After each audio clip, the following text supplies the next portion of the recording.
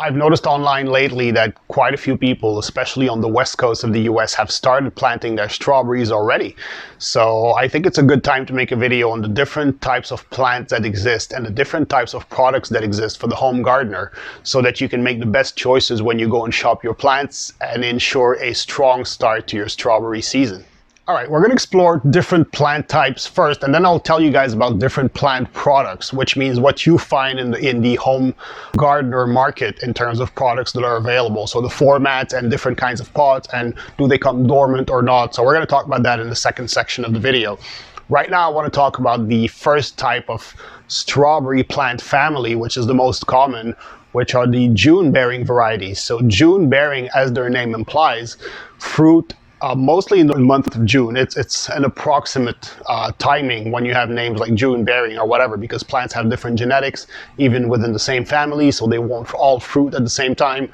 So you've got in the June bearing family, you've got the early, mid-season, and late season or late flowering types. So the picking starts around the first week of June, and then you're going to have the mid-season varieties, which are ripe around the second or third week of June, and then late season is going to be first week of July up to the 10th or so. So as you can see, even with modern breeding and improving genetics, we were only really able to extend that time window from 2 weeks to a month, which is still extremely limited. June-bearing varieties are great if you want to make anything that requires a large amount of fruit one shot and you've got a limited number of plants. So if you're making strawberry jam, if you're making strawberry pies in large quantities, if you're going to be preserving your strawberries, would it be canning, freezing, drying, or whatever, and you want to get all of that work done one shot and over for the rest of the season, then that's what you're going to do. You're going to do June bearing strawberries, and they're going to fruit in that month.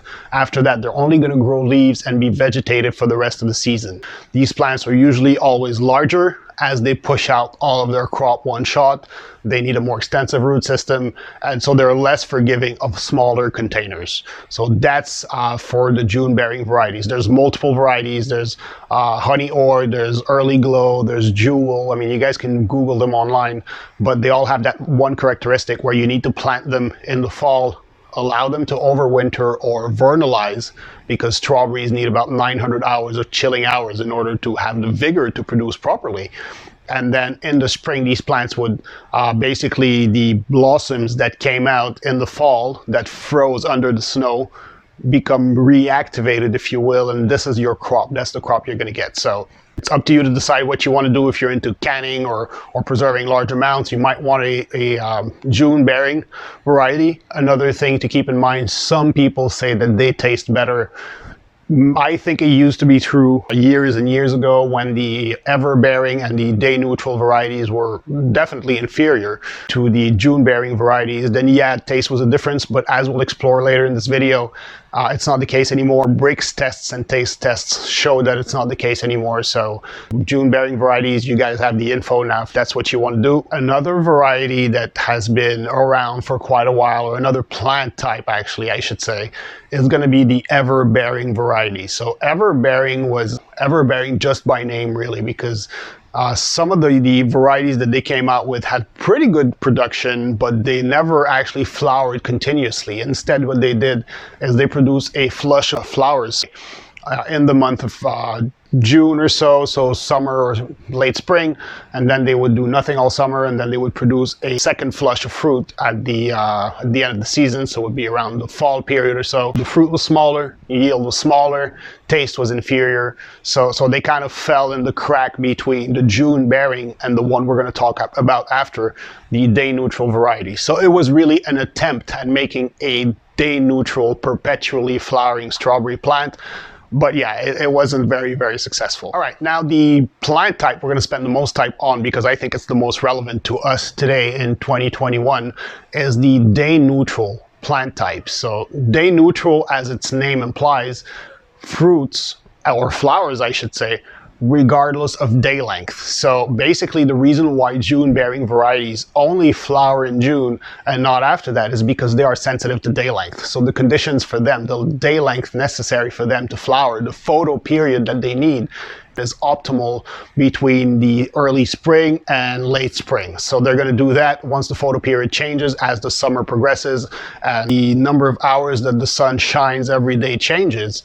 These varieties will stop flowering. Now, day neutral are insensitive to day length. By day neutral, what we mean is they will actually flower regardless of what is happening in terms of day length out there. So you can have 8 hours of sun, 14 hours of darkness. You can have 2 hours of sun, 22 hours of darkness. As long as they're within a temperature range, which is about 36 Fahrenheit to 80 Fahrenheit, they will flower. So sometimes we get strawberry plants that are right out of the box, coming out of the freezer. And the first thing that they actually do before even growing a single leaf is going to be pushing out a flower. So these plants are extremely aggressive at flowering. As soon as the temperatures are right or permit, they will flower, and that's it. So these plants will perpetually produce season long. They'll push flush of flower after flush after flush. And so that is basically the first time we were able to come up with a true Everbearer, which is really a perpetually flowering strawberry plant. So day neutrals nowadays are super popular. They are by far the most popular type of plant. Most of what you buy in terms of fruit at the grocery store is Albion strawberry. So California is the biggest producer of strawberry fruit, and California is also the biggest purchaser of Albion plants. And this is not a coincidence, because these plants are very vigorous, they're disease resistant, they are pretty compact. One thing about Albion is that the flower trusses are very well differentiated from the actual plant, or the foliage part, or the canopy part. So it might sound like it's not much, but when your trusses are better presented, these strawberries are much easier to actually pick. So you don't have to go searching through the foliage to find the fruit. It's readily available to you. It's like if the plant was handing you the fruit, pretty much. So good yield. The taste on them is very, very, very good. So a lot of people used to say that Everbearers or day neutrals were inferior in taste. They were right, but ever since varieties such as Seascape, Albion, Charlotte, and strawberries like that are extremely tasty.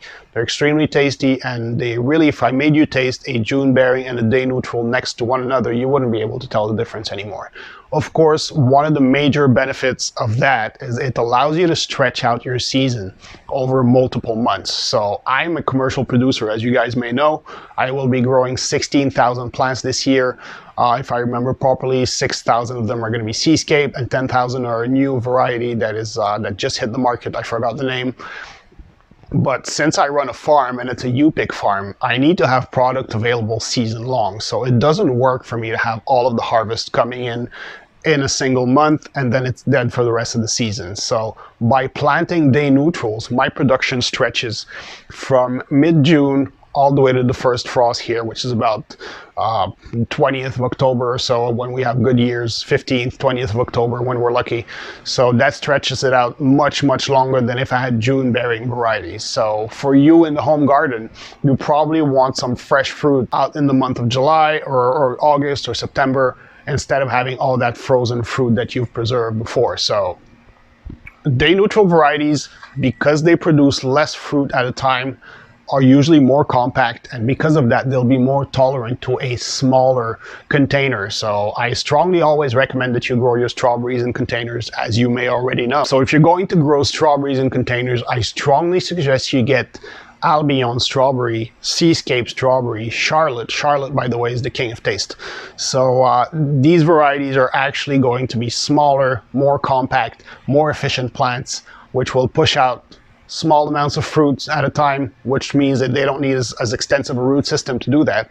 And you can get away with systems like I use on the farm, which are rain gutters, and really, really shallow rooted plants like strawberries do well in these, especially the day neutrals. All right, so now that we've talked about the different types of varieties, June bearing, Everbearer, day neutral and all that, it's time we talk about the different kind of products, which means what is the best format, or what are the different available formats of plants available to you, the home gardener, and which one should you get, which are better, and for what reasons. So if you've been following my work on Instagram, on social media and whatnot, you've noticed that I've been growing bare root dormant strawberry plugs for years.